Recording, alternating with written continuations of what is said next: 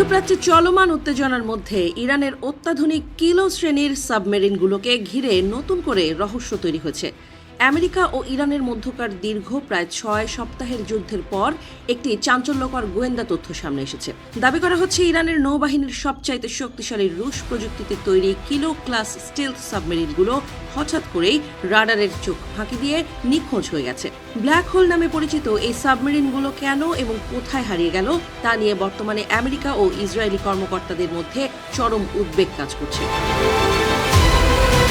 রাশিয়ার তৈরি কিলো শ্রেণীর এই সাবমেরিনগুলোকে প্রায়ই ব্ল্যাক হোল বলা হয়, কারণ এগুলো এতটাই নীরবভাবে চলতে পারে যে সোনার প্রযুক্তি দিয়েও সহজে শনাক্ত করা যায় না।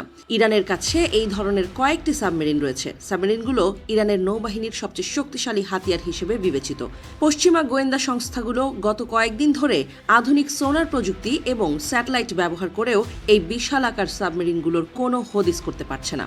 সাম্প্রতিক যুদ্ধের সময় মার্কিন বিমান বাহিনীর হামলায় ইরানের অনেক যুদ্ধজাহাজ ধ্বংস হলেও এই সাবমেরিনগুলোর কোনো স্পষ্ট অবস্থান পাওয়া যায়নি। মনে করা হচ্ছে এগুলো গভীর পানিতে চলে গেছে অথবা ইচ্ছাকৃতভাবে এই সাবমেরিনগুলোকে লুকিয়ে রেখেছে ইরান। বিশ্লেষকদের মতে এটি ইরানের একটি কৌশল হতে পারে, কারণ সাবমেরিনের সবচেয়ে বড় শক্তি হলো পানির নিচে অদৃশ্য থাকা। তাই শত্রুপক্ষকে সবচেয়ে সতর্ক থাকতে হয়। হরমুজ প্রণালী ও এর আশেপাশের সমুদ্র অঞ্চল তুলনামূলক অগভীর হওয়ায় বড় সাবমেরিন পরিচালনা কঠিন। তবে ইরানের কিলো শ্রেণীর সাবমেরিনগুলো গভীর পানিতে গিয়ে লুকিয়ে থাকতে পারে, এমনকি হঠাৎ আক্রমণ চালিয়ে প্রতিপক্ষকে সব পরিকল্পনা ভেস্তে দিতে পারে।